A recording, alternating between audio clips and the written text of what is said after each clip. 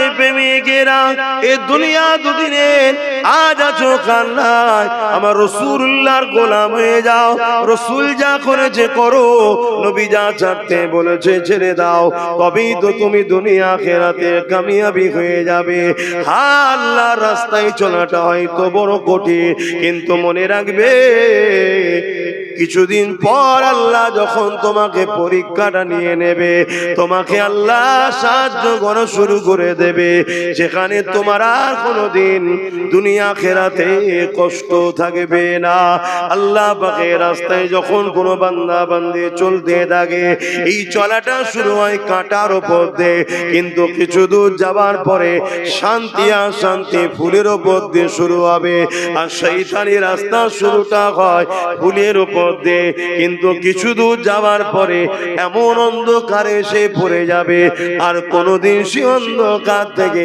বেরোতে পারবে না দুটো রাস্তা রয়েছে ভাবেন দুনিয়া দুদিনে কিন্তু আজ আমরা সহজ ইসলামকে পেয়েছি তাই ইসলামের উপরে আমাদের অতটা গুরুত্ব নাই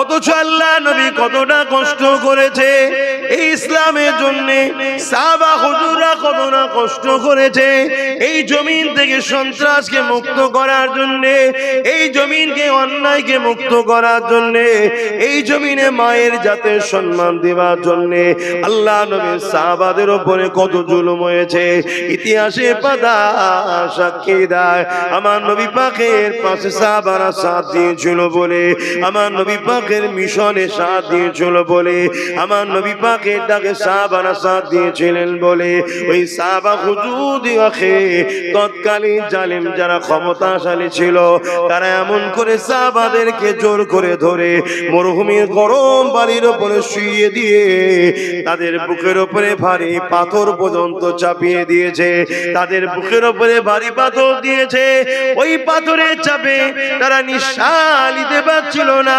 এদিকে তলা থেকে গরম মরুভূমির বালিতে পিঠে চামড়া পর্যন্ত পুড়ে যেতে লেগেছে এই অবস্থাতে সাহাবা হুজুরদেরকে দিন বলা হতে লেগেছে এ মুহাম্মাদের অনুসারীরা মুহাম্মদ রাসূলকে ছেড়ে দাও মুহাম্মদ রাসূলের দল থেকে সরে আসো মুহাম্মদ রাসূলের থেকে দূরে সরে যাও নচেৎ তোমাদেরকে জানে মেরে দেওয়া হবে তারা একটাই কথা বলেছিল আমরা আমাদের জীবন দিয়ে দিতে রাজি আছি আল্লাহ ও রাসূলকে ছাড়তে রাজি নয় আল্লাহ আল্লাহু আকবার আর আজকে আমরা মুসলমানদের মধ্যে লাখো কোটি মুসলমান আছে যাদেরকে কোনো চাপ দেওয়া হয় না শুধু সামান্য কিছু ভিক্ষার কিছু ছোট ছোট পদ দেওয়া হয়েছে আল্লাহর মসজিদ মাদ্রাসা কোরআন ওয়াকাফকে ছেড়ে দিতে রাজি আছে কিন্তু দুনিয়ার মসজিদ মাদ্রাসা ওয়াকাফের দুশমনদের ছাড়তে এরা রাজি নাই এরা মুসলমান আছে না না বলুন তাহলে আমি প্রথমেই বললাম যে সব মুসলমান ইমানদার নয়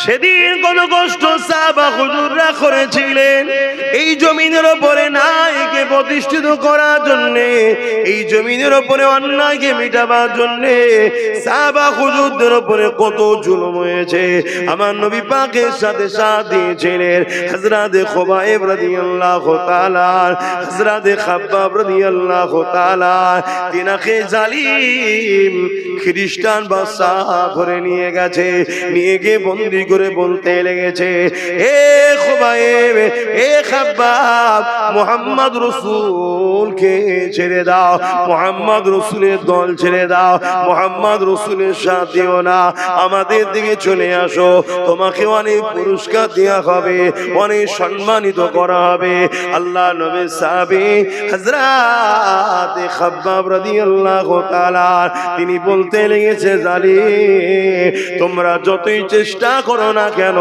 আমরা জুলুমের সাথ দিতে পারবো না। কেন আমার আল্লাহ আজ জালিমদের সাথে নাই, আমার আল্লাহ মজলুমদের সাথে আছে। তোমরা জালিম, তোমাদের সাথে আমরা সাথ দিতে পারবো না। কারণ এই দুনিয়া দুদিনে আজ আছে কাল নাই। জালিমের সাথ যদি দিই, আল্লাহ পরকালে জালিমদের সাথে জাহান্নামে দেবে। এই জালিমদের সাথ আমরা দিতে পারবো না। এই কথা শুনে জালিমরা হযরত খাব্বাব রাদিয়াল্লাহু তাআলা হুজুরকে আগুন তৈরি করেছে। ওই আগুনে হাত পা বেঁধে দিয়ে ওই আগুনের উপরে কোমরের অংশটা বসিয়ে দিয়েছে। ওই আগুনে কোমরকে পোড়াতে লেগেছে। ওই কোমর থেকে পানির মতো রস বেরোতে লেগেছে। গোস্ত চর্বি গলে গলে রস বেরোতে লেগেছে। ওই রসেতে আগুন নিভিয়ে যায়, আবার জালিমরা আগুন ধরায়, আবার খাব্বাব হুজুরকে নিয়ে যে বসায়। এ যুবক রে, অনেক কষ্ট করে ইসলাম এসেছে, অনেক কষ্ট করে ইনসানিয়াত এসেছে, অনেক কষ্ট করে মসজিদ মাদ্রাসা হয়েছে। আজ তোমার আমার গাফলতির জন্য, তোমার আমার ভুল পদক্ষেপের জন্য আজ আল্লাহর ঘরকে জালিমরা মিটিয়ে দিচ্ছে। আজ বুলডোজার দিয়ে মাদ্রাসা মিটিয়ে দিচ্ছে। মনে রেখে দিও, আমার আল্লাহ পাক ওই মসজিদের মুখাপেক্ষী নয়, আমার রাসূলুল্লাহ মাদ্রাসার মুখাপেক্ষী নয়। হ্যাঁ, মসজিদ আল্লাহর ঘর, মাদ্রাসা নবীর ঘর, কিন্তু মসজিদ চলে গেলে আল্লাহ পাকের কিছু হারাবার নাই। মাদ্রাসা চলে গেলে আল্লাহ পাকের রাসূলের কিছু কমে যাওয়ার ব্যাপার নয়। কিন্তু তুমি আমি পরকালে কোন মুখে আল্লাহর জান্নাতের আশা করব? জমিনে যখন আমার মসজিদ চলে যাচ্ছিল, তখন তোরা আমার মসজিদের জন্য কি করেছি বল? এটাই তো তোমার ঈমানের পরীক্ষা। প্রশ্ন করবে না, করবে না? কথা বলে। আজকে কোন একটা গ্রাম যদি জালিম নেতাদের হাত থেকে ফসকে যায়, নেতা দেখে ওই এলাকার লোককে জিজ্ঞেস করে না, করে না? বলো বলো, ফসকে গেল, তোরা কি করলি, চল বিবাদ। দুনিয়াদারি মামলায় যদি তারা এটা কথা বলতে পারে, অথচ কোন নেতা আমাদেরকে বানায়নি, আর যিনি আমাদেরকে বানিয়েছে, দুটো হাত দিল, দুটো পা দিল, চোখ দিল, কান দিল, জবানে কথা দিল, সে আল্লাহ তো জিজ্ঞেস করেছে, হারা আমার ঘর চলে গেল, আমার মসজিদের, আমার মাদ্রাসার উপর দুশ্মনী হলো জালিমরা, তোরা কি করলি? কি জিজ্ঞেস করবে না করে? কি মনে হচ্ছে আপনাদের? আপনাদের কি মনে হচ্ছে বলে? যদি মনে হয় না জিজ্ঞেস করবে না, তাহলে আমার থেকে বড় আজ করে কি লাভ?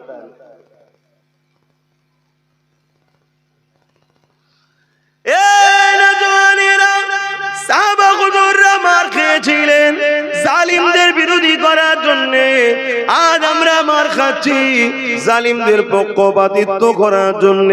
সাহাবা হুজুররা মার খেয়েছিলেন এতিম গরিবদের বাঁচাবার জন্য, আজ আমরা মার খাচ্ছি এতিম গরিবদেরকে যারা লুটছে তাদের জন্য। সাহাবা হুজুররা মার খেয়েছিলেন এই জমিনে সন্ত্রাস মুক্ত করার জন্য, এই জমিনে নারীদের অধিকার দেওয়ার জন্য, এই গরিবদের অধিকার দেওয়ার জন্য। আজ আমরা মার খাচ্ছি যাদেরকে আমরা ক্ষমতায় আল্লাহ সেই জালিম অত্যাচারী নারী বিদ্বেষীদের হাত থেকে।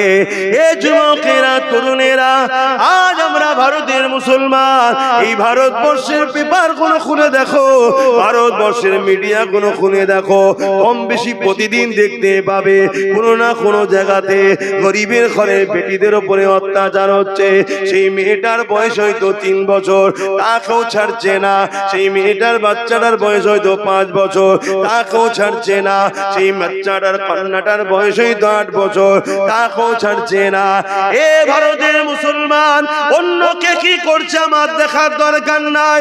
মুসলমান তো তারা, নবীর উম্মত তো তারা, যারা দুনিয়াকে কাঁপিয়ে দিয়েছে, দেখিয়ে দিয়েছে নারীদের উপরে জুলুম হলে তাদের বিরুদ্ধে একদিন নয়, দুদিন নয়, বছর বছর পর্যন্ত লড়াই করেছে যে জাতি, ওই জাতিকেই তো বলা হয় মুসলমান। এ যুবকেরা, তরুণেরা, আজ আমরা এত খারাপ হয়ে গেলাম, আমরা নারীদের ইজ্জত বাঁচানো তো দূরের কথা, আজকে দুঃখের বিষয় আমরা তাদেরকেই সাপোর্ট করছি যারা ক্ষমতার জোরে টিকে রয়েছে, আর তাদের চামচাগোনোয় নারীদের উপরে জুলুম করছে, তাদের আমরা গোলামি করতে লেগেছে। এই গোলামি এমন জায়গায় পৌঁছে গেল, এই গোলামি এমন জায়গায় পৌঁছে গেল, পুরো ভারতবর্ষের জমিনে গত দুদিন আগে বিহারের মুখ্যমন্ত্রী দেখা যাচ্ছে আমাদের ঘরের এক মেয়ের মুখের কাপড় ধরে টানছে। কেমন লাগলো দেখতে? খুশি তো? আমি জানি বিহারের মুখ্যমন্ত্রী হয়তো প্রকাশ্যে মুখের কাপড় ধরে টানে, ও গোপনে আরো কাপড় অনেক কিছু ধরে টানে, ওর চরিত্র খারাপ আমি জানি, ওর কথা বাদ দেন। কিন্তু আপনাদের জিজ্ঞেস করছি যে আপনাদের কেমন লাগলো দেখতে? ভালো লেগেছে তো? বলেন বলেন। কেন? ও জানে যে যার মুখের কাপড় ধরে টানছি এ জাতির পুরুষরা সে ঈমান আর নেই যে ঈমান মোহাম্মদ বিন কাসেমের ছিল। একটা 18 বছরের যুবক এক নারীর উপরে জুলুম হয়েছিল, খবর পেয়ে পুরো আক্রমণ করে ছিলেন তিনি। তাহলে আজকে সেই জায়গায় আমরা এত মুসলমান থাকার পরও আজকে কোথায় যাচ্ছে? বলো, ভাবো ভাবো, কে মাথা ঢাকবে, কে মুখ ঢাকবে, কে বুক ঢাকবে, কে আরো কিছু থাকবে, সেটা তার স্বাধীনতা। কেউ যদি প্রকাশ্য মুখ খুলতে পারে তার চরিত্রে আরো গোপনে অনেক কিছুই খুলতে পারে, এটা ভাবাটা স্বাভাবিক, তাই তো নাকি? কিন্তু সব কথা যাক, আমি আপনাকে প্রশ্ন করছি, এই অসভ্যতা এত মাথায় উঠলো কি করে? এতে কি আমাদের দোষ আছে? না, শুধু বাংলালে তো বলছি না, টোটাল মুসলিম সমাজকে বলছি, আমাদের দোষ আছে না? না, এখনো শুধরা, এখনো সময় আছে। লাভ লসের রঙ্ক করে করে করে করে করে করে করে করেই তো জিন্দেগি শেষ করে দিলেন। অঙ্ক সব বন্ধ করুন, একটাই কথা, যে আমার নয় আমি তার নয়, এই অঙ্ক করতে শিখো। সব সবার ঘর গুছিয়ে নিচ্ছে আর তুমি শুধু সবার ঘরের কাজ করে বেড়াচ্ছ। সবাই সবার ঘর গুছিয়ে নিচ্ছে আর তুমি শুধু পরের ঘরে ঝাঁট দিয়ে বেড়াচ্ছ। তোমার ঘরটালে কখন তুমি ভাববে? আমি বলবো না অন্যদের মতো জোর ঘর ভাঙো, ওর মেয়েটিকে তুলে নিয়ে আসো, যেমন বলছে, দেখছেন তো নাকি প্রকাশ্য মিডিয়াতে বলছে মুসলমানদের 10টা মেয়েকে তুলে নিয়ে আসতে পারলেই চাকরি পাবে। দেখেছেন আপনারা এই ভিডিওটা? কেউ মোবাইল গুলো নিয়ে কি করেন একটু দেখুন। যেমন উত্তরপ্রদেশের যে মুখ্যমন্ত্রী, এখন আমার দেশের জন্য এগুলো বলতেও লজ্জা লাগে, যে একটা সময় বলেছিল মুসলমানদের মেয়েদের কবর থেকে তুলে রেপ করা হবে, জানেন তো? দেখেছিলেন এই কথা বলছেন? তাহলে এত বড় একটা কুখ্যাত সমাজ বিরোধী নোংরা মাইন্ডের লোক, সংবিধান বিরোধী লোক, সে একটা বড় রাজ্যের মুখ্যমন্ত্রী হয়ে যাচ্ছে। এখনো তোমার আমার খেয়াল নাই যে দেশ কোন গতিতে যাচ্ছে। তুমি এখন, আমি এখন ওই হাতির দেখানো দাঁত যারা দেখাচ্ছে সেকুলারের নামে, তাদের পিছনে এখনো ছুটছি তুমি আমি বলছি না তুমি কমনাল হও, কারণ ইসলামে কোনোদিন গোলামির জায়গা নয়। কিন্তু তার মানে এটা নয় যে আমি এমন একজনের উপরে ভরসা করছি যারই আপনজন, যারই ভাইয়েরা, তাদেরই উত্তরসূরিরা আজকে এত বড় বড় ইসলাম বিদ্বেষী নারী ঘটিত বা মুসলমানদের উপর আঘাত করছে, তারই ঘরের লোকের উপর আমি ভরসা করে বসে আছি। কি অসুবিধা হচ্ছে ভাবো। আসেন আমি আমার জায়গায় ফিরে যাচ্ছি। আল্লাহ নবী অনেক কষ্ট করেছিলেন এই সমাজে নারীদের ইজ্জতকে বাঁচাবার জন্য। এই জমিনে যখন মানুষ এক আল্লাহকে মানত না, 360টা নকল খোদাকে উপাসনা করত, তারা নারীদের ঘরে জন্তু জন্তু পুঁতে দিত। আল্লাহ নবী এসে তাদেরকে বুঝাতে লাগলে, এ মক্কা মানুষেরা, এ এলাকা মানুষেরা, এই রোমের মানুষেরা, পারস্যের মানুষেরা, এই পৃথিবীর মানুষেরা, কেন তোমরা নারীগুলোকে এত অবহেলা করো? কেন তোমরা নারীগুলোকে জন্তু মুতে দাও? তারা বলতে লেগেছিল নারীরা হলো অশুভ, নারীদের বাঁচার কোনো অধিকার। নবী বলেছিলেন না, নারী অশুভ নয়, নারী হলো সেই জিনিস আল্লাহ বা কন্যা সন্তানদের এত নিয়ামত করেছে। কারো ঘরে প্রথম কন্যা সন্তান হয়, এর মানে ওই নারীর বাবাকে মহান স্রষ্টা আল্লাহ জান্নাতে সুসংবাদ দেয়। যুগে যুগে নারীদের ওপরে জুলুম হয়েছে, আর নারীদেরকে ইজ্জত সম্মান ইসলাম দিয়েছে। জোরে বলুন সুবহানাল্লাহ। কিন্তু আজকে এই ভারতবর্ষের বুকে এমন কথা শোনা যাচ্ছে, ইসলামের সম্বন্ধে মিথ্যাচার। এমনও শোনা যায় ইসলাম রেপ করা নাকি কোনো খারাপ বিষয়। শোনা যায় না? এটা এই যে মিথ্যাচার ইসলামের উপরে,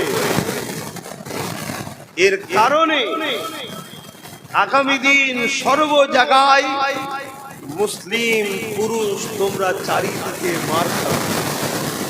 কেন এই মিথ্যাচার এমন ভাবে ছড়ানো হবে, মুসলমান দেখলেই পিটবে। কথা বুঝতে ঢুকছে? এটা একটা প্ল্যান তৈরি করা হচ্ছে। যেমন আমি গতকালকে দেখলেন উড়িষ্যাতে অনেক জায়গায় বস্তিতে আগুন ধরিয়ে দিয়েছে, দেখেছেন? দেখেছেন কি বলবেন? এগুলো খবর রাখেন না? এই আগুন ধরানোর পিছনেও একটা কথা উঠছে, এটা আমি অনেক আগে থেকে জানতাম। কেউ একজন কিছু করবে, আমি অনেক আগে বলেছিলাম মুসলিম সমাজের মধ্যে এমন কিছু লোককে দিয়ে এমন কিছু কাজ করানো হবে যার দ্বারা পুরো মুসলিম সমাজকে চারিদিকে টার্গেট করা হবে। এটা অনেক আগে বলেছি। আজকে সেই জায়গাতে মুসলিম যেখানে থাকে সেসব বস্তিগুলো আগুন ধরিয়ে দেওয়া হচ্ছে, আর তাদেরকে একটা বিশেষ স্লোগান দিয়ে তাদের উপরে জুলুম করা হচ্ছে। আগামীতে আরো বাড়বে। আর এই সব কিছুর পিছনে কারণ একটাই, আমরা রসুল ভোলা হয়ে গেছি। আপনি ভাবেন এখানে রসুল ভোলা শুধু কি আছে? হ্যাঁ, আমাদের যে কাজ আমরা সে কাজ ছেড়ে দিয়েছি। আমাদের কাজটাই হলো নায়ের সাথ দিয়া জুলুমের বিরোধী করা, কিন্তু আমরা এতদিন করছি কি? জুলুমের সাথ দিচ্ছি, নায়ের বিরোধী করছি। করেছি না করিনি? আজ নয়, আলহামদুলিল্লাহ অনেক বাপ ভাই মা বোন পরিবর্তন হচ্ছে, নবী বংশের আওলাদ নওসাদের সাথ দিচ্ছে, এটা ভিন্ন বিষয়। কিন্তু আমরা এই পাপের মধ্যে অন্যায়ের বিরুদ্ধে জড়িয়েছি না জড়াই?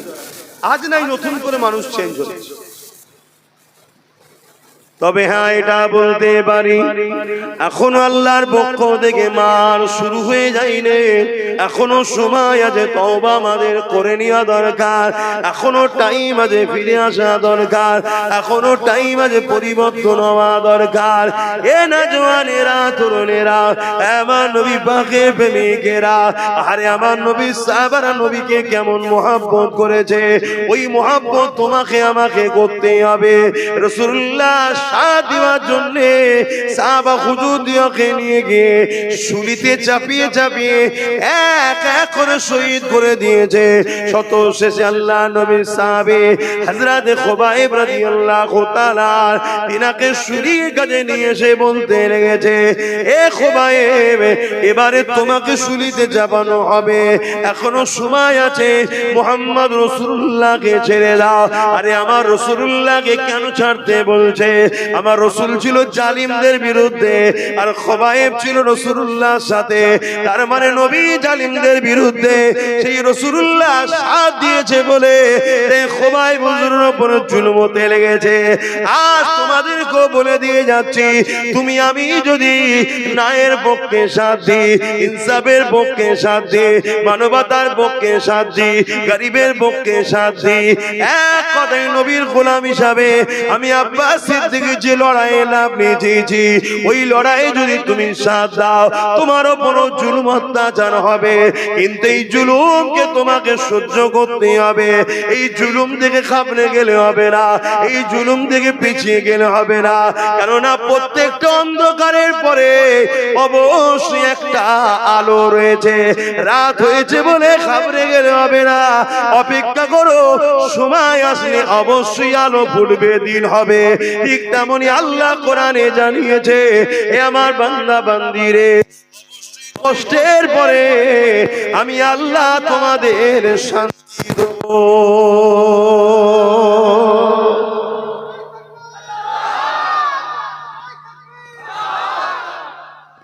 তার জন্য তো মজবুত হয়ে দাঁড়াতে।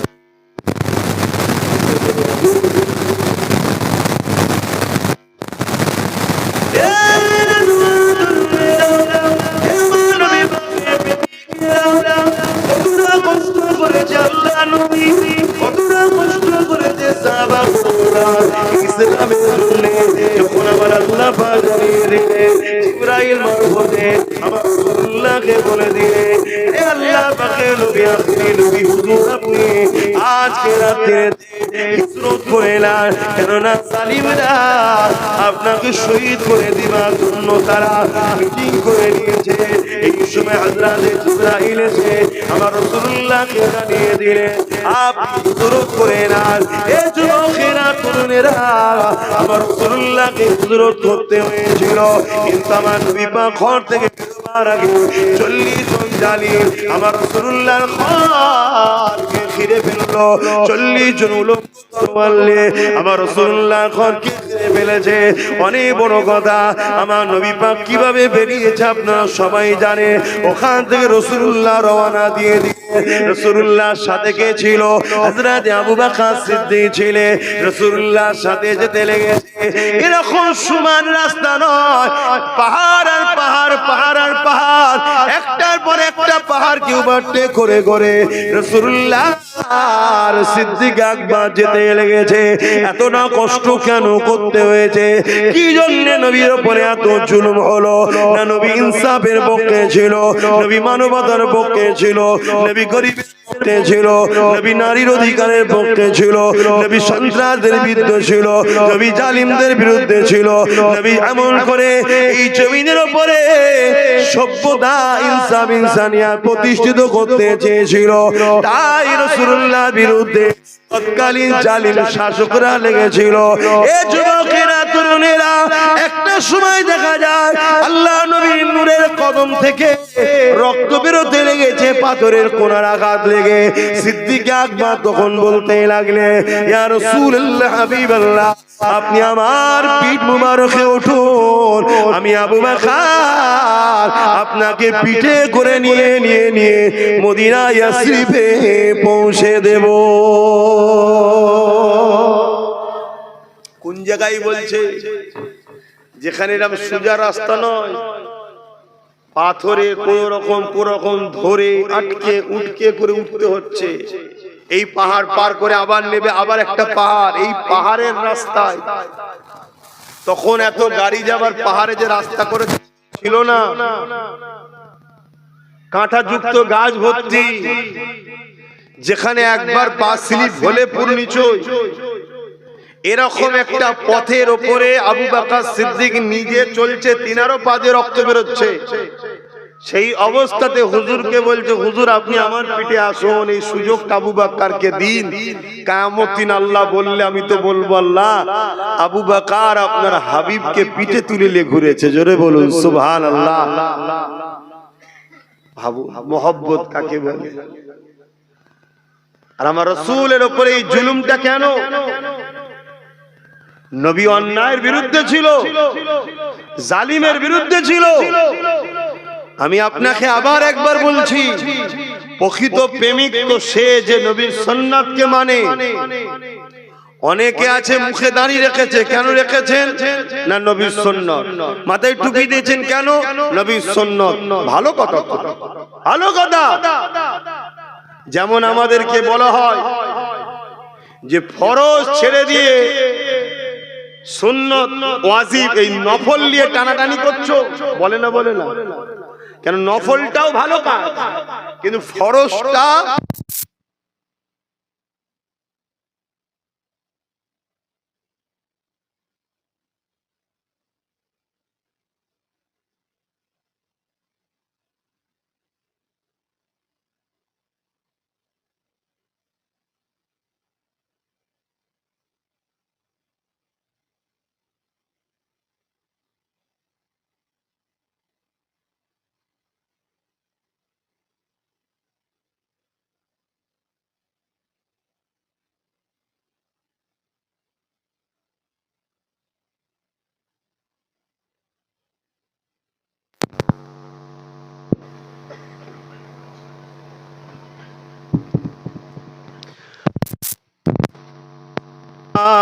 সাল্লি আলা,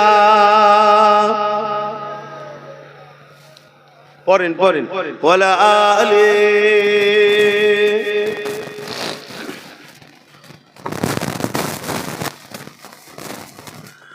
যাদের হৃদয়ে আছে আল্লাহর ভয়, তারা কবু নবী ভুলে যায় না।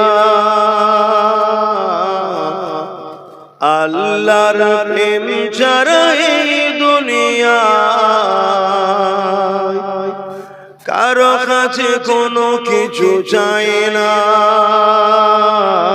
যাদের হৃদয়ে আছে আল্লাহর ভয়, তারা কবু নবী ভুলে যায় না। আল্লাহ প্রেম ছাড়া এই দুনিয়ায় কারো কাছে কোনো কিছু চাই না। রাতের আঁধারে যারা সিজদাতে রয়, দু চোখের আঁসুতে নদী যেন বয়। রাতের আঁধারে যারা সিজদাতে রয়, দু চোখের আঁসুতে নদী যেন বয়। চলো না ঘাচানি যত আসো, চলো না ঘাচানি যত আসো, পিছনে ফিরো তাকায় না। যাদের হৃদয়ে আছে আল্লাহর ভয়, তারা কবু নবী ভুলে যায় না। আল্লাহ প্রেম ছাড়া এই দুনিয়ায় কারো কাছে কোনো কিছু চাই না। দিন কায়েমের পথে যারা অবিচল, তারা হলো আল্লাহর প্রিয়জন। দিন কায়েমের পথে যারা অবিচল, তারা হলো আল্লাহর প্রিয়জন। বাতিলের কাছে যারা হার মানে না, বাতিলের কাছে যারা হার মানে না, সংগ্রাম করে যায় অমরণ। যাদের হৃদয়ে আছে আল্লাহর ভয়, তারা কবু নবী ভুলে যায় না। আল্লাহ প্রেমে ছাড়া এই দুনিয়া কারো কাছে কোনো কিছু চাই না।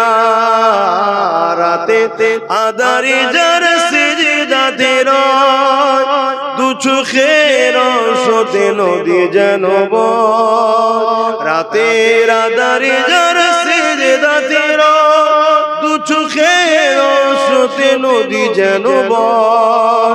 চলো না ঘাচানি যত আসো, চলো না জানি যত আসো পিছনে ফিরো তাকায় না, যাদের হৃদয়ে আছে আল্লাহর ভয় তারা কখনো নবী ভুলে যায় না।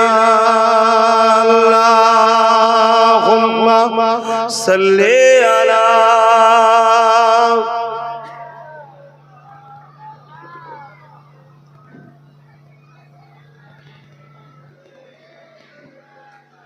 আমার আব্বা জানেরা, ভাইরা, মায়েরা, বোনেরা, আমি আবার বলছি, আমার দেশের বর্ডার সিকিউরিটি নিরাপদের জন্য বর্ডারে বিএসএফ আছে না নাই? কেন রাখা হয়েছে? যাতে বাইরের শক্তি আমার দেশের উপরে হামলা না করে, বা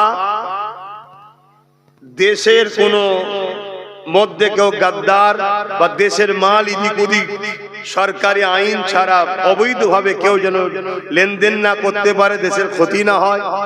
বা সেনা আছে কি জন্যে? যাতে দেশের উপরে কেউ হামলা করলে প্রতিরোধ করবে, তাই তো নাকি? এজন্য তাদেরকে মাইনে দেওয়া হয়, তৈরি করা হয়েছে। তো উম্মতে মুহাম্মাদি, আল্লাহ তোমাকে আমাকে জমিনে পাঠিয়েছে এই কারণে, এই জমিনের উপরে কেউ অন্যায় করলে তাকে দমন করার জন্য। তুমি কেন বুঝছো না? তুমি মনে করেছো আমাকে নামাজ পড়তে শুধু আল্লাহ পাঠিয়েছে, তুমি মনে করেছো আমাকে শুধু রোজা রাখতে আল্লাহ পাঠিয়েছে। এটাই তো তোমার ভুল কনসেপ্ট হয়েছে। নামাজ রোজা যেমন তোমাকে আল্লাহ হুকুম দিয়েছে, ঠিক তেমনি খোদার্থ মানুষকে খানা দিবার হুকুম, আর খোদার্থ মানুষের উপরে কেউ জুলুম করলে তার বিরুদ্ধে লড়াই করার হুকুম আল্লাহ দিয়েছে। জোরে বলো সুবহানাল্লাহ। তাতে তুমি পলিসি তৈরি করতে পারো, বিভিন্ন রুট তৈরি করতে পারো, বিভিন্ন প্ল্যান পরিকল্পনা করতে পারো, কিন্তু মিশন তোমার একটাই হবে, আমি জুলুমকে খতম করব, ন্যায়কে প্রতিষ্ঠিত করব। এটা তোমার কাজ। আর নামাজ ব্যক্তিগত, রোজা ব্যক্তিগত ইবাদত, হজ তোমাকে মালদার করেছে আল্লাহর ঘর দেখে আসো, ব্যক্তিগত। যাকাত আল্লাহ দিয়েছে তোমাকে, এটা শতকরা গরিবকে 2.5 টাকা দিতে হবে, এটা তোমার কাজ। কিন্তু আল্লাহ যেমন রাসূল টুপি পরেছে, তুমি পড়ছো, 10 দোকান বিছিয়ে খাচ্ছ, খাও, কিন্তু যেমন ফরজ নামাজ আর নফল নামাজ দুটো এক নয়, কিন্তু দুটোই ভালো কাজ। ফরজের গুরুত্ব অনেক বড়, নফল অনেক ছোট। নফল যদি ছেড়ে যায় তবুও অনেক গুঞ্জাইশ কনসেশন আছে, কিন্তু ফরজের জন্য কিন্তু অনেক কড়া আইন আছে, তাই তো নাকি? ঠিক তেমনি 10 দোকান বিছিয়ে খাওয়াটাও সুন্নাত, তারপরেও যদি ছেড়ে যায় একটা সুন্নাত, তুমি নেকি পেলে না। কিন্তু আমার রাসূলুল্লাহর অনেক বড় সুন্নাত হলো সন্ত্রাস জালিম শাসকদের বিরুদ্ধে যুদ্ধ করে ওই সমাজের মানুষকে জালিম নেতাদের হাত থেকে বাঁচানো, এটা নবীর সুন্নাত। জোরে বললেন না সুবহানাল্লাহ? এইটা কে করবে বল? সেই জায়গায় উম্মতে মুহাম্মাদি টুপি পরে দাঁড়িয়ে রেখে জালিম শাসকের সঙ্গে সাথ দিয়ে বলছে আমি নবী সুন্নত রেখেছি। সুন্নত রেখেছে না উম্মতকে বোকা বানাবার জন্য রেখেছে, ভাবা দরকার। যদি সুন্নতের প্রকৃত দরদি হতো, যেমন ফরজ ছেড়ে নফল টানাটানি করতো না, ফরজটাও আদায় করতো, নফলটাও করতো, ঠিক না বেটি? তাহলে রাসূলুল্লাহর বড় সুন্নত হলো জালিমের বিরুদ্ধে লড়াই করা।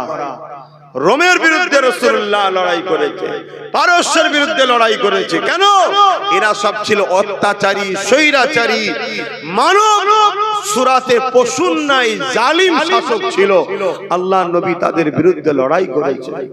হে উম্মতে মুহাম্মাদি, নিজের জায়গা ভুলে গেলে। আজ আমরা লড়াইকে ভুলে গেলাম, আজ অন্যায়ের বিরুদ্ধে লড়াই করা ভুলে গেলাম, ন্যায়ের পক্ষপাতিত্ব ভুলে গেলাম। এই ভুলে যাওয়ার দরুন আমাদের আল্লাহ আমাদের কাছ থেকে সম্মান ইজ্জত মানুষের অন্তর থেকে তুলে দিচ্ছে।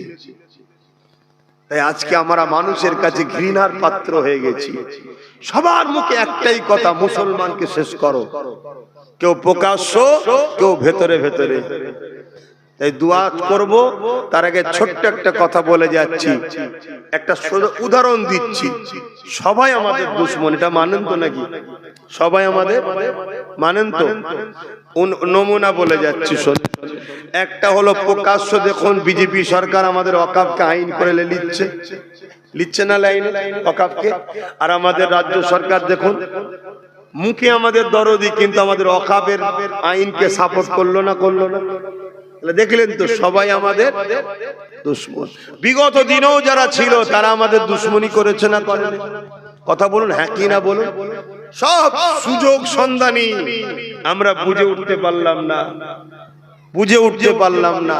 তো যাই হোক, এই শীতের বেলায় সময় তো কম, বেশি কথা আর বলতে পারছি না, এতটুকুই বললাম। এখন সালাম দেবো, একটুখানি দোয়া করব। যেসব ভাইগুলো দাঁড়িয়ে আছে, যদি আমাদের হয় কমসে কম দোয়াতে একটু ভেতরে ঢুকে আসবেন, জানি একটু শরীক হন। সালাম পড়ি, ইয়া নবী সালাম।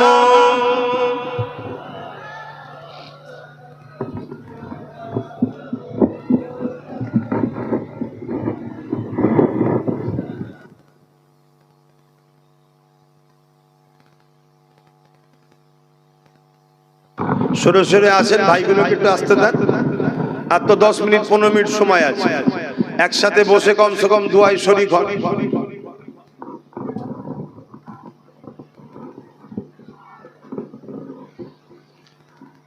ফাঁকা জায়গা হয়ে আছে কেন?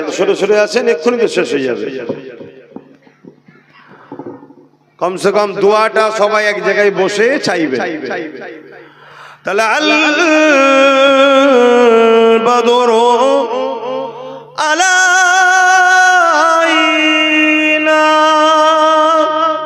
মিন শানিয়াতিল ওয়াদাই ওয়াজাবা আলাইনা মাদা আহিদাই ইয়া নবী সালাম ইয়া রাসূল ইয়া হাবিব সালাম।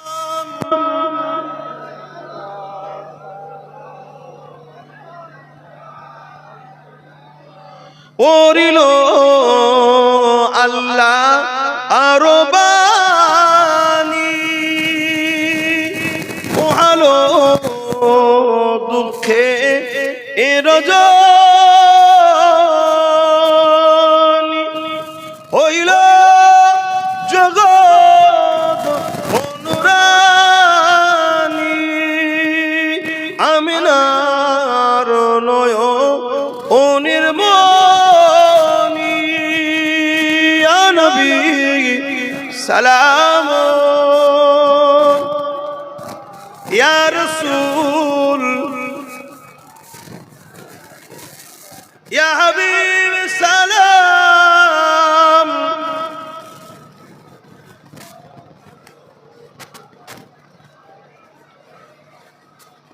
তোমরা ওই কজন উপরে রয়ে গেলে কেন?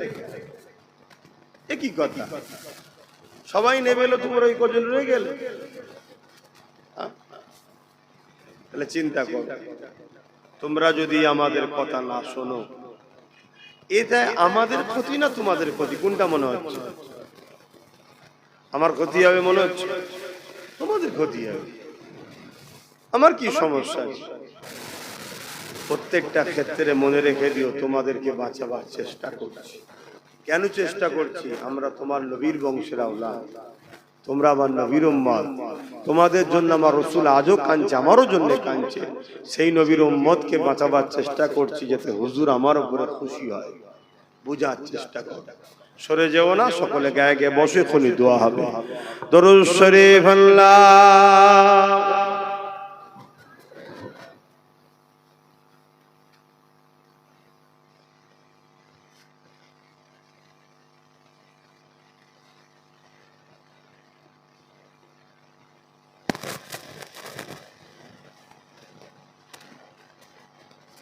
বিসমিল্লাহ শরীফের সঙ্গে 11 বার দরুদ শরীফ, 3 বার শরীফ, 10 বার শরীফ ইখলাসি তেলাওয়াত হবে। এবং পাশাপাশি একটা ছোট্ট কথা, এই মাহফিলে এসেছেন, আল্লাহ এই মাহফিলকে কবুল করেন। ছেলেরা যাচ্ছে, যার যা খুশি একটু শরীক হন। ছেলেরা যাচ্ছে, যার যা খুশি একটু শরীক হন। আর বাকি তেলাওয়াত করেন সবাই।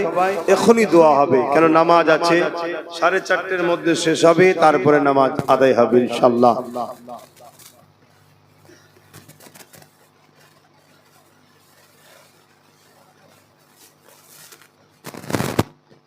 আজ আল্লাহ কবুল করে, আল্লাহ তাদের মনের আশাকে কবুল করে। বলুন আল্লাহুম্মা আমিন।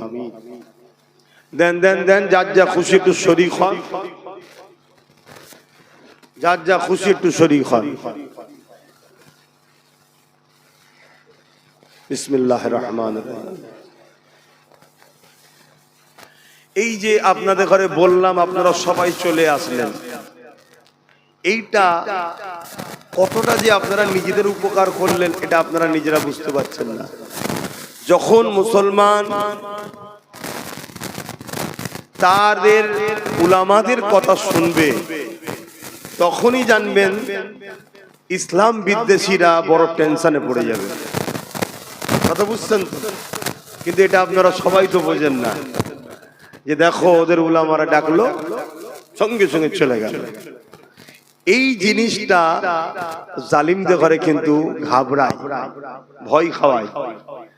কিন্তু আমার ভাইয়েরা তো অনেকে বোঝে না, তারা মনে করে দৌড় বাবু ডাকছে, ডাকুকে যাকতো, যা বলছে বলুককে যাকতো। কথা বুঝে আসছে? দেখো ভাই, একই কথা বারবার বলছি, তোমরা বিরক্ত হচ্ছ কি জানি না, তবে কিন্তু আকাশে খুব কালো মেঘলা উঠেছে। বুঝার যদি হও বুঝে লাও। তাই এই কথাকে সামনে রেখে আমি ছোট্ট 2-3টে কথা প্রশ্ন করবে, একটু উত্তর দেবেন। কেউ মসজিদ ভাঙছে, মাদ্রাসা ভাঙছে, কবরস্থান ঈদগাহকে ভাঙছে, তার যদি তুমি সাথ দাও, তুমি কি মসজিদ মাদ্রাসা কবরস্থান ঈদগাহ দুশ্মন না বন্ধু?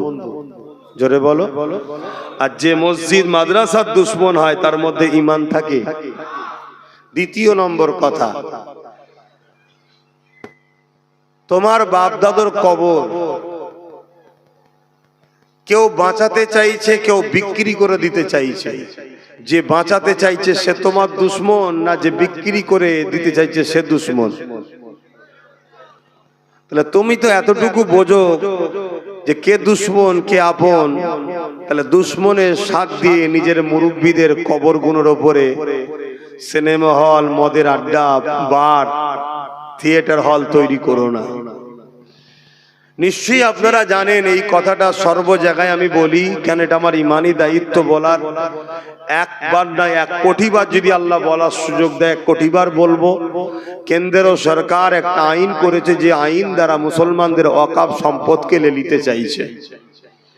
যেমন মুসলমানদের ওয়াকফ আছে, হিন্দু ভাইদেরও সম্পদ আছে, দেওবত্ত সম্পদ, আরো অনেক ধর্মের আছে, তাদের সবটা নিজ নিজ দায়িত্বে সব যেমন ছিল থাকবে। শুধু মুসলমানদের সম্পদটাকে কেড়ে নিচ্ছে। এই কেড়ে নিবার কারণ মুসলমানদের হয়ে বলার কেউ নেই, এক। দ্বিতীয় নম্বর কথা, ভারতবর্ষে একটা মহল তৈরি করা হচ্ছে যেখানে মুসলমানদেরকে দ্বিতীয় ক্যাটাগরির নাগরিক গোলাম হিসাবে রাখবে। যারা গোলাম হিসাবে থাকতে পারবে না তাদেরকে হয় মেরে দেবে, না হয় তাড়িয়ে দেবে, দুটোর মধ্যে একটা। এই সব কিছুর পেছনে রাগ হচ্ছে একটাই, কেন ইসলামের আলোর কাছে অনেক ভণ্ডের ভণ্ডমি শেষ হয়ে যাচ্ছে, তাই অন্য কিছু রাগ নয়। তো এই রকম একটা জায়গায় দাঁড়িয়ে থেকে আমি আপনাদের জিজ্ঞেস করছি, আপনারা বলবেন কেউ যদি বিজেপিকে সাথ দেয়, সাপোর্ট করে, ভোট দেয়, তাহলে বিজেপিকে শক্তিশালী করলো ভোট দেওয়া মানে? তার মানে মসজিদ মাদ্রাসাকে সে ভাঙুক, আপনি সাপোর্ট করলেন, তাহলে তার কি ঈমান থাকবে? ঠিক তেমনি সেই বিজেপির আইনকে যে রাজ্য সরকার মেনে নিয়েছে, তাহলে সেই রাজ্য সরকারকে কেউ যদি ভোট দেয় তার কি ঈমান থাকবে মনে হয়? তাহলে এই জায়গায় দাঁড়িয়ে থেকে আমি আপনাদের পীরের আওলাদ হিসাবে, নবীর ঘরের সন্তান হিসাবে, নবীর উম্মতকে সঠিক অন্যায় থেকে যেমন বাঁচাবার দায়িত্ব, ন্যায়ের পক্ষ রাস্তাটা দেখাবার দায়িত্ব আছে না নাই? তাই আমাকে কারা সন্তান ও ভাইয়ের মতো ভালোবাসেন একটু হাত তুলে দেখান। বিশ্বাস করেন? হাত লম্বা করে তুলবেন। বিশ্বাস করেন? আলহামদুলিল্লাহ। যারা হাত তুলেছেন তাদের উদ্দেশ্যে হাত নামান। তাদের উদ্দেশ্যে বলছি, আমাদের রাজনীতির পাওয়ার দরকার আছে, আছে না নাই? তাই আমার ছোট ভাই নওশাদ রাজনীতি করছে, আমি এইদিকে আছি, ও ওইদিকে আছে। আপনাদেরকে খুলে আম বলছি, আপনারা ওর সাথ দেবেন। আমার কথা রাখতে পারবেন? আল্লাহকে সাক্ষী রেখে বলুন, রাখতে পারবেন? কথা দিচ্ছেন তো? হাত লম্বা করুন। যারা হাত তুলতে পারবেন, আমাকে যারা ভালোবাসেন হাত নামান। ভালোবাসার মানুষকে বলার অধিকার আছে না নাই? বাস, বাকি কে কি করবে যে যার কবরে জবাব দেবে। কথা বুঝে আসছে? এটা আপনাদেরকে বলে গেলাম। কেন? আমি আবার একবার বলে যাচ্ছি, কেন্দ্র সরকারকে ভোট দিয়াটাও হারাম, রাজ্য সরকারকেও ভোট দিয়াটা হারাম।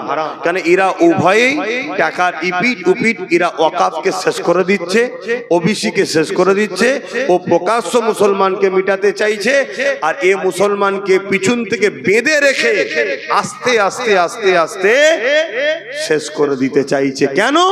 পশ্চিম বাংলায় মুসলমানদের সংখ্যাটা একটু বেশি, তো এই জন্য পশ্চিম বাংলায় ডাইরেক্ট যদি এসে আমাদেরকে অ্যাটাক করে অসুবিধা আছে। এজন্য প্রথমে হারাম টারাম খাইয়ে আমাদেরকে দুর্বল করেছে। সময় হয়তো এসেছে, এবার ওকে নিয়ে চলে আসবে। কথা বুঝে আসছে? হারাম খাদ্য আমাদের ইমানকে দুর্বল করে। আর এক কোটি লাশ যেমন কোনো কাজে লাগে না, বেঈমান মুসলমান কোনো কাজে আসে না। কথা মাথায় ঢুকলো? পশ্চিম বাংলার ভৌগোলিক পরিস্থিতি অন্য জায়গার ভৌগোলিক পরিস্থিতি আলাদা। এই পশ্চিম বাংলায় একটুখানি বুঝে বুঝে ওই মানে দেখাবো এক, করব এক, এরকম সেকুলার দিয়েই আমাদেরকে শেষ করবে। এই জায়গায় আমি আপনাদেরকে বলবো, কে ভালো কে খারাপ দেখার দরকার নেই। নবীর বংশের আওলাদ নওশাদ সিদ্দিকী রাজনীতি করছে। রাসূলও বলেছে, কুরাইশ বংশের ঝান্ডার তলায় তোমরা থাকো, তোমরা ওর সাথ দিও। যারা আমাকে ভালোবাসেন, বলার অধিকার আছে না নাই? আমার ভালোবাসার মানুষকে বললাম, আল্লাহ যদি ওকে ক্ষমতায় আনে, সেই জায়গায় যদি পৌঁছায়, কোনো সুবিধা অসুবিধা হলে আমি জুম্মার দিন দরবারে থাকি, আমার কাছে যাবেন। আমি আপনাদের পাশে ছিলাম, আছি, থাকবো। কিন্তু মনে রাখবেন, ফাইসাল্লাহ আল্লাহর হাতে। আপনার সাথ দিয়াতে ওর উপকার হবে না ক্ষতি হবে, ওটা জানা আপনার প্রয়োজন নয়। আপনার প্রয়োজন, আমি ইসলামের যারা ক্ষতি করছে তাদেরকে কমসে কম শক্তিশালী করতে পারি না। কথা মাথায় ঢুকছে? অনেক ভাই বলবে রাজনীতি আলাদা, ধর্ম আলাদা। আমি তাদের উদ্দেশ্যে আপনাদেরকে একটা কথা বলে যাচ্ছি, আপনারা বলবেন, যদি রাজনীতি আলাদা হয়, ধর্ম আলাদা হয়, তাহলে রাজ পাওয়ার দিয়ে মন্দির তৈরি করছে আর মসজিদ ভাঙছে কেন? রাত পাওয়ার দিয়ে গীতা পাঠ করানো হচ্ছে আর কোরআন শেষ হয়ে যাবে বলছে কেন? তাহলে তোমরা কি রাজ ক্ষমতা দিয়ে ভারত থেকে ইসলামকে মুছতে চাইছো? এই অধিকার কি সংবিধান দিয়েছে? আমরা গীতা পড়বে কি পড়বে না, আমি পক্ষও নাই বিরুদ্ধও নাই, সেটা তার পছন্দের কাছে। কিন্তু কোরআনটা তো আমার পছন্দ, আমার কোরআন শেষ হয়ে যাবে, এটা আপনি বলছেন কেন? মন্দির থাকবে কি থাকবে না সেটা তাদের পছন্দের ব্যাপার, তাদের ব্যাপার, আমি পক্ষও নাই বিরুদ্ধও নয়। কিন্তু মসজিদটা তো আমার পছন্দ। তুমি রাজকোষের টাকা, যেটা আমাদেরও অর্থ আছে, ট্যাক্সের টাকায় অর্থ আছে না নাই? জগন্নাথ মন্দির করলে এটা কি সরকারের কাজ? হিন্দু ভাইদের কাজ, তারা তাদের ধর্ম করবে। কথা 1 টাকা না 1 লক্ষ জগন্নাথ মন্দির হিন্দুরা করতে পারে, আমার কোনো পক্ষে বিপক্ষে কোনো কথা নেই। কিন্তু আমি যে ট্যাক্স দিয়েছি, আমার ট্যাক্সের টাকা তো তুমি দীঘায় মন্দির করলে, তারপরেও চলো তর্ক ঝগড়ায় যাচ্ছি না। উপরন্ত রাজারহাটে আমার মসজিদের জায়গা তুমি জোর করে হিটকোকে দিয়ে দিচ্ছ কেন? তাহলে তোমাদের লক্ষ্য ওটাই, যে লক্ষ্যটা বিজেপি ভারত থেকে ইসলামকে মুক্ত করতে চাইছে, যেটা আরএসএস এর এজেন্ডা। আর তুমিও বলেছিলে আরএসএস ভালো, বিজেপি খারাপ। মনে পড়ছে তো নাকি? এবারে এই কথাগুলো তোমরা শুনে নেবে কি না নেবে, আবার বলছি তোমাদের ব্যাপার, কিন্তু আমার বলা দায়িত্ব আছে না? হ্যাঁ আমি বলবো। এবার এই বলতে কি যদি আমার বাধাই কেউ আসে, তার সাথে প্রয়োজন আমি যুদ্ধ করতেও রাজি আছি, ওপেন কথা বলে যাচ্ছি। আমাকে ইজাজত দিয়েছে, আমার সংবিধান আমাকে রাইট দিয়েছে, এর বিরুদ্ধে যে দাঁড়াবে সে মোদি হোক আর দিদি হোক, কোনো বেটাকে ছাড়বো না, তার বিরুদ্ধে লড়াই করবো। কথা মাথায় ঢুকলো? তাহলে এই জায়গায় আমার সাথে এই বুঝানোর পরে 10 জন হলেও তো সাথ দিতে পারে। 20 হতে পারে তো, 20টা একদিন 1 লাখ হতে পারে তো, 1 লাখটা একদিন 10 লাখ, 10 লাখটা একদিন 1 কোটি হতে পারে না? পারে না? একদিন বিপ্লব অবশ্যই ঘটতে পারে, কারণ ইতিহাস তো এইভাবেই ঘটে। তাই আমি আরো একবার বলছি, আমাকে বিশ্বাস রেখে আমি যে কথা বললাম আমার ছোট ভাইকে রাজনীতির বিষয়ে, ধর্মের বিষয়ে তো আমার সাথে আপনারা আছেন, আমার আরো বাপ ভাইদের সঙ্গে আছেন, রাজনীতির বিষয়ে আপনারা নওশাদের সাথ দিতে রাজি আছেন? হাত তুলে বলুন, দিতে রাজি আছেন? আলহামদুলিল্লাহ। এবারে বলতে পারেন জলসাতে কথা বলছেন কেন? নেতারা যখন রাজনীতি ছেড়ে দিয়ে ধর্ম মিটাতে নামে ধর্মগুরুদের, তখন ধর্মের জায়গা থেকেই তো বলতে হবে। আমরা তো আমাদের তো জায়গায় এইটাই, ঠিক তো নাকি? আমাদের তো অন্য জায়গা নেই, তাহলে এই জায়গা থেকেই তো বলতে হবে। ইমাম তো মসজিদ থেকেই বলবে যে দেখো, যদি তোমরা না নিজেদের রাজ পাওয়ার তৈরি করো, যদি তোমরা 60, 70, 80, 90, 100টা নিজেরা এমএলএ না বানাতে পারো, তাহলে তোমরা শেষ হয়ে যাবে। আর তোমরা যদি 60, 70, 100টা এমএলএ বানাতে পারো, বাকি যা থাকবে 194, বাকি সব ভাগ বাটোয়ারা করে লিগে যা তোরা, তারপরে যেই সরকার করুক আমাদেরকে সাথে নিয়ে করতে হবে। আর আমরা যখন কোন সরকারের পার্টনারে থাকবো, সাথে থাকবো, আমাদেরকে কেউ মিটাতে পারবে? 215টা দিয়েছো, 215টাই মমতার, আমাদের নয়। কিন্তু আজকে যদি ওই জায়গায় 100টা আমাদের থাকতো আর 115টা যদি ওর থাকতো, তাহলে একসাথে দল করতে হতো। তাহলে এই যে চেয়ারে বসে আছি, 4টে পায়া, 3টে ওর থাকে, একটা আমাদের থাকলে ওই চেয়ারে বসে বলতে পারতো দিল্লি চলে যাও। এই জন্য আপনাদেরকে বোঝাচ্ছি। আর একটা শেষ কথা, আমার ভয় হচ্ছে, আমি তো চারিদিকে গিয়ে যেটা দেখছি, শুধু মুসলমান নয়, অমুসলিমরাও নওশাদের সাথে সাথ দিচ্ছে। আর রাজনীতির নেতা এমনই হওয়া দরকার যে শুধু মুসলমানের নয়, জনগণের হবে, যেটা নওশাদের মধ্যে আছে দেখছি। কথা বুঝে আসছে? আমি কিন্তু একটা ধর্মগুরু হিসেবে কথা বলছি, কথা বুঝে আসছে তো নাকি? কিন্তু ও রাজনীতি হিসাবে ওর মধ্যে সর্বধর্মের মানুষের জন্য লড়াই করছে না, করে না? ওটাই হওয়া উচিত, ওটাই হওয়া উচিত। কেন? জনপ্রতিনিধি জনগণের, ধর্মগুরু ধর্মের লোকের, ঠিক না বেঠিক? হ্যাঁ। তো সেই জায়গায় আজকে অমুসলিমরাও তার সাথ দিচ্ছে। এই যে সবাই ওর সাথে ছুটছে, তো এইটা কিন্তু কেউ ভালো নজরে নিচ্ছে না, কেউ ভালো নজরে নিচ্ছে না যে একটা মুসলিম ছেলে সর্বধর্মের মানুষের নেতা হবে, এটা কিন্তু ভালো নজরে কেউ, বলবেন তো, লিখছে না। তাই আমার ভয় হয়, হয়তো দেখা যাবে আগামী দিন যাতে ওকে ডাউন করা যায়, এর জন্য অনেক ছোট ছোট মুসলমানদের মধ্যে থেকেই আবার দল করিয়ে দেবে। এলে তুই কিছু টাকা লিজা, একটা দল করলে, এলে তুই লিজা, শুনছেন তো নাকি? কেন? যাতে করে আমরা টুকরো টুকরো হয়ে যাই। টুকরো টুকরো হয়ে গেলে ক্ষতিটা আমাদেরই হবে।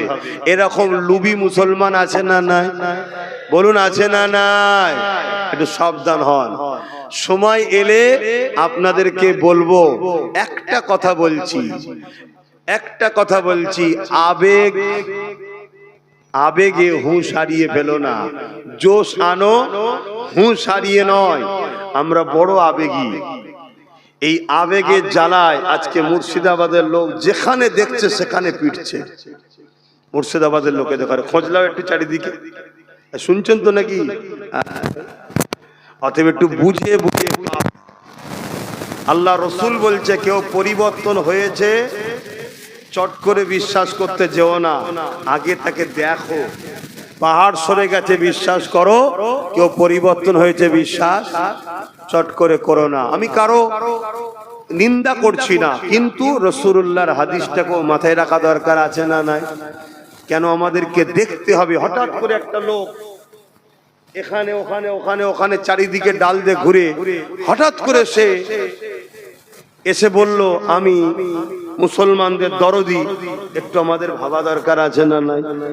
আমার বক্তব্যটা এই জায়গায়, আমি তার পক্ষে বিপক্ষে কোনো কথা বলছি না, কিন্তু আমি এতটুকু বলবো, রসুল বলছে তোমরা ভেবে দেখো, চট করে বিশ্বাস কাউকে করতে যেও না, এটা মাথায় রেখে দিও। হ্যাঁ, আমাদের যে যা লিখছে, আমাদের যে যা কাটছে সব নোট করো, আর নোট করে কোমরটাকে আগে মজবুত করো, ভিতটা ভালো করে দাও, তাহলে উপরে 10 তলা কেন 20 তলা দেওয়া যাবে, ঠিক তো নাকি? আগে কোমর ভিত মজবুত করো, করার পরে সব আবার ফিরিয়ে লিয়া যাবে। যাবে না? যাবে না। যে পাওয়ারে তুমি আমার মসজিদ নিলে, যে পাওয়ারে তুমি আমার ওয়াকফ লিচ্ছ, ওই পাওয়ার যদি আমরা দখল করতে পারি, আবার ওই মসজিদ মাদ্রাসা ওয়াকফকে ফিরানো যাবে না? যাবে না। তাহলে আগে সেই পাওয়ারটা তৈরি করো, সেই পাওয়ারটা তৈরি করার আগেই যদি হুড়োহুড়ি করতে যাও, তাহলে তো আমাকে সব সমেত তুলে ফেলে দেবে। এক কথা বুঝছেন? একটু বুঝে বুঝে পা ফেলো। কথায় কেউ কষ্ট পেয়েছেন? আসেন তওবা করি। বিসমিল্লাহির রহমানির রহিম। আল্লাহ তাআলা, আমি জানা ওয়া জানা, ইচ্ছা ওয়া ইচ্ছা সকল গুনাহ হইতে তওবা করিতেছি। আস্তাগফিরুল্লাহ রাব্বি মিন কুল্লি যামবি ওয়া আতুবু ইলাইহি। আশহাদু আল্লা ইলাহা ইল্লাল্লাহু ওয়াহদাহু শারীকা লাহু ওয়া আশহাদু আন্না মুহাম্মাদান আবদুহু ওয়া রাসূলুহু। মানব বন্ধন দিয়েছে আমার রাসূল, পুরো পৃথিবীর অশান্তিকে বন্ধ করে অসভ্যতাকে মিটিয়ে আমার রাসূল মাত্র 23 বছরের মধ্যে তামাম পৃথিবীতে সাম্য শান্তি প্রতিষ্ঠিত করেছিলেন। জোরে বলুন সুবহানাল্লাহ। এই পৃথিবীতে তো শান্তি ছিল না। 1500 বছর আগের ইতিহাস দেখো, এই পৃথিবীতে নারীদেরকে ভোগের পাত্রী বানিয়ে দেওয়া হয়েছিল। বাপেরাই নিজের কন্যাকে জ্যান্ত পুততো। প্রভাবশালী ক্ষমতাশালীরা গরিবের ঘরে ছেলে মেয়েদেরকে কৃতদাস দাসী বানাতো। এই পৃথিবীতে ইনসাফ ছিল না, সংসার জীবন ছিল না, নারী ভোগের জিনিস ছিল, মানবতা বলে কিছু ছিল না। এই পৃথিবী ধ্বংসের দিকে। এই ধ্বংস পৃথিবীকে বাঁচাবার জন্যই তো মহান রব্বুল আলামিন আমার রাসূলকে মডেল করে, নেতা করে, লিডার করে, রাসূল করে, अवतार করে, মেসেঞ্জার করে, প্রফেট করে আমার রাসূলকে 570 খ্রিস্টাব্দে পাঠিয়েছেন। মাত্র 23 বছরের মধ্যে মক্কা থেকে, মদিনা থেকে শুরু করে এদিকে সাউথ আফ্রিকা, এদিকে চীন, এদিকে রোম, পুরো মাগরিব থেকে মাশরিক কোন জায়গা বাদ দেয়নি। রাসূল নাই সত্য শান্তির পয়গাম পৌঁছে দিয়েছে। জোরে বলুন সুবহানাল্লাহ। সেই নবীর উম্মত আজ আমরা রাসূল ভোলা হয়ে গেলাম, তাই আজকে আমাদের এই দুর্দশা।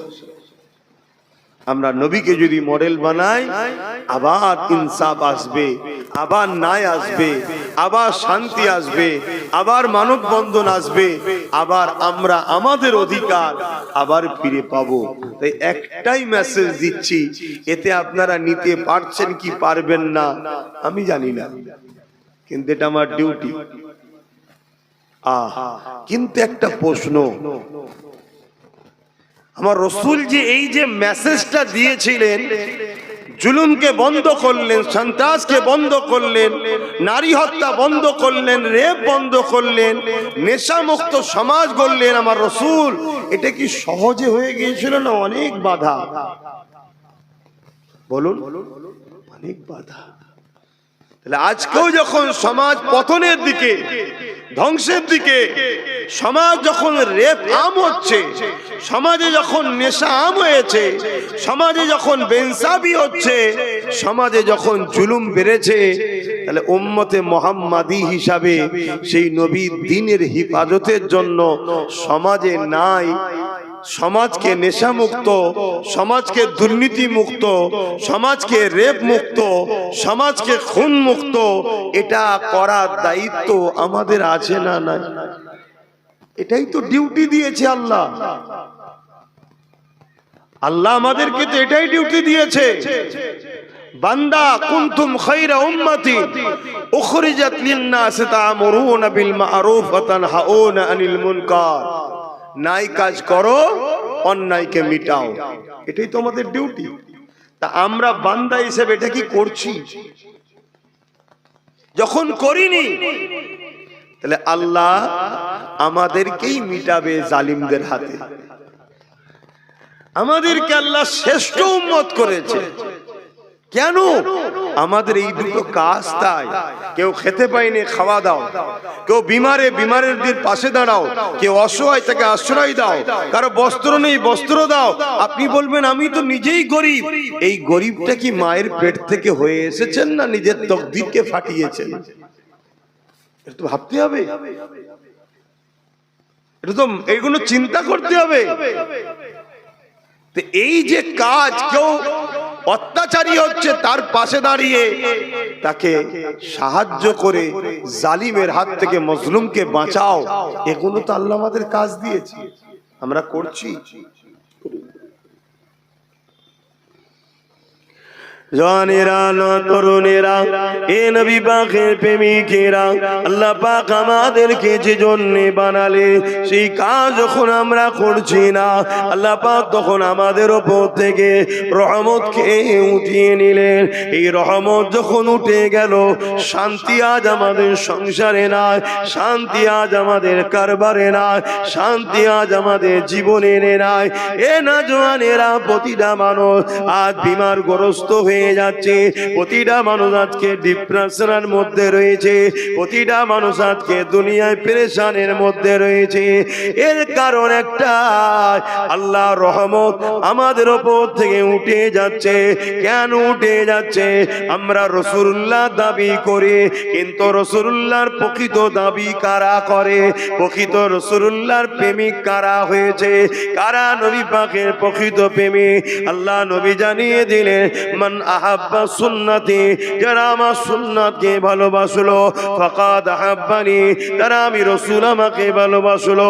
তাহলে নবীর প্রকৃত প্রেমিক তারা, যারা রাসূলুল্লাহ সুন্নাতকে ভালোবাসে, যারা রাসূলুল্লাহ সুন্নাতকে ভালোবাসলো, যারা রাসূলুল্লাহকে প্রকৃত ভালোবাসলো, যারা রাসূলুল্লাহকে ভালোবাসলো, কানা মাই ফিল জান্নাত। আল্লাহ নবী জানিয়ে দিল, আমার ওই প্রেমিকটা, আমি রাসূলুল্লাহ, আমার সঙ্গে জান্নাতে যাবে।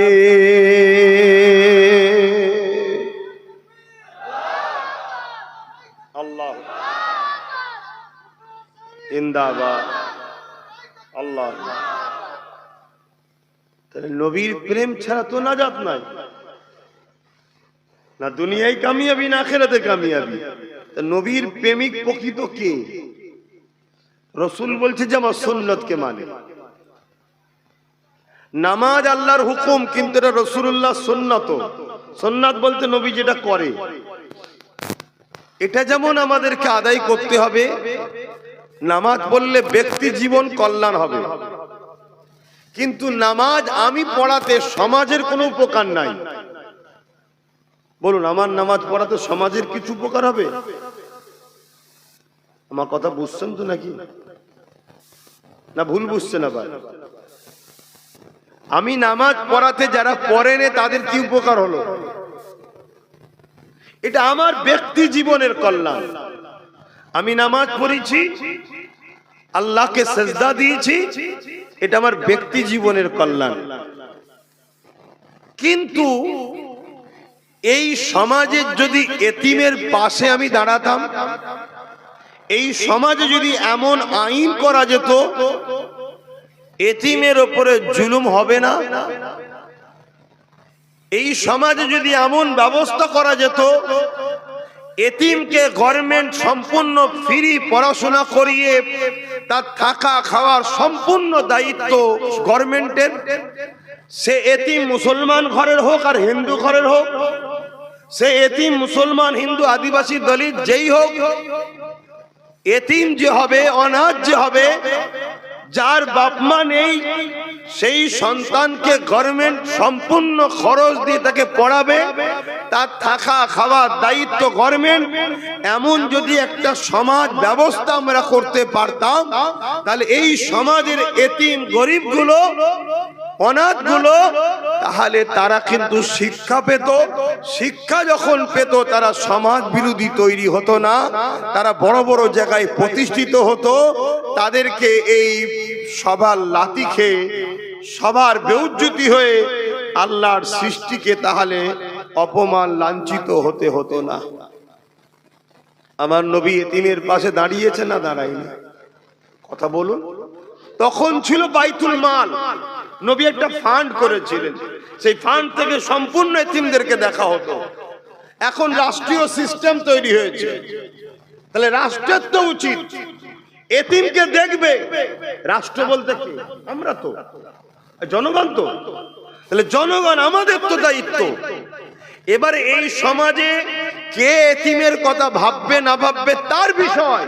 তুমি উম্মতে মুহাম্মাদি দাবি করো, তোমার রাসূলের সুন্নাত হলো এতিমকে ভালোবাসা, তাহলে তুমি এতিমের পাশে জন্য কি করলে বলো? আজকে তুমি বাপ, আমি বাপ, কাল আমি চলে যাব, আমার ছেলে এতিম হয়ে যেতে পারে। তুমি চলে যাবে, তোমার ছেলে এতিম হয়ে যেতে পারে। এতিমের পাশে কেউ দাঁড়ায় না। অথচ নবী আমার জানালেন, এ যুবকেরা, তরুণেরা, বাপেরা, আল্লাহ নবী জানিয়ে দিলেন যে এতিমের মাথায় হাত বোলালো সে আমি রাসূলুল্লাহ, আমার মাথা দিয়ে হাত বোলালো। যে এতিমকে খানা দিল সে আমি রাসূলুল্লাহ, আমাকে খানা দিল। যে এতিমের পরনার কাপড় দিল সে যেন আমি মুহাম্মদ রাসূল, আমাকে কাপড় দিল। আমি রাসূলুল্লাহ জানিয়ে দিয়ে যায় যে এতিমের পিপাসা মিটাবে আমি রাসূলুল্লাহ কিয়ামতের দিনে, যেদিন আবে কৌসার ছাড়া অন্য কোনো পানি থাকবে না, পিপাসাতে কলিজা খানা ফেটে যাবে মানুষের। ওই কঠিন দিনেতে আমি রাসূলুল্লাহ এতিমদের যে পানি পান করাবে, ওই দিন আমি নবী তাদের পানি পান করাবো।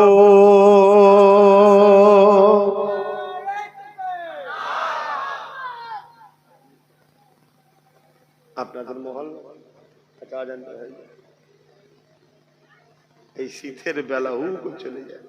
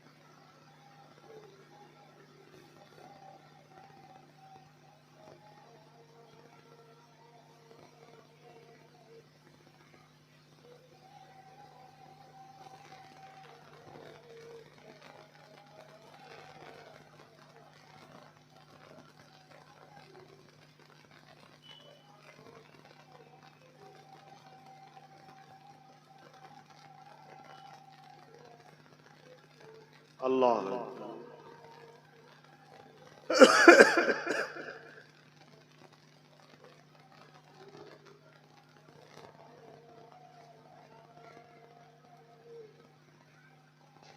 আল্লাহ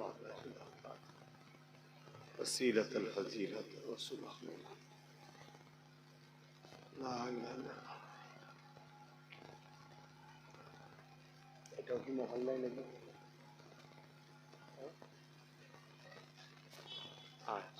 ঠিক আছে, হয়ে যাবে।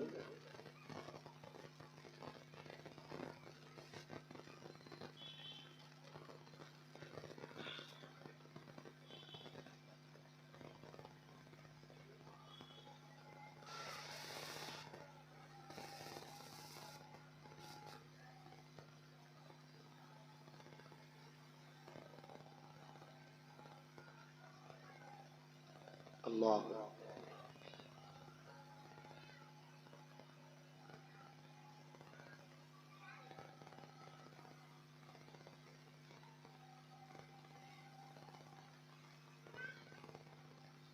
আল্লাহ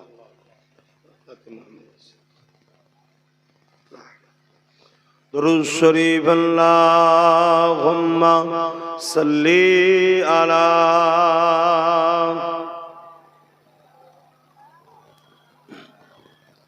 ওয়ালা আলি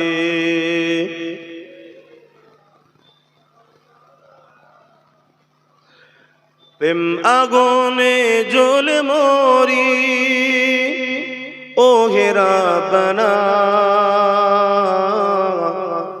আমি যারি প্রেমের পাগল সে তো মদিনায় আমি যারি প্রেমের পাগল সে তো মদিনায় মন পাখিরে বলি তোরে উড়ে যাত সেই শহরে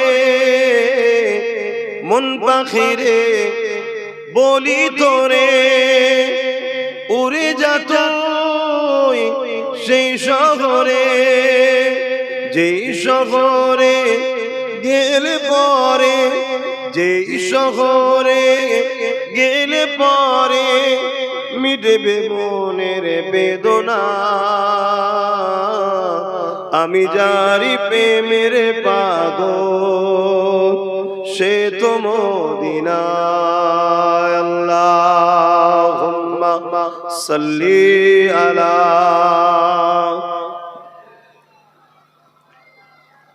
ওয়ালা আলি সাইয়্যিদিনা এমন জওয়ানেরা তরুণেরা যুবকেরা আল্লাহ নবী নূহ নবী দোয়া নবী জানিয়ে দিলে এ দুনিয়া মানুষেরা আমি রাসূলুল্লাহকে মহব্বত তারা করে যারা আমি নবী আমার সুন্নাতকে মানে সুন্নাতকে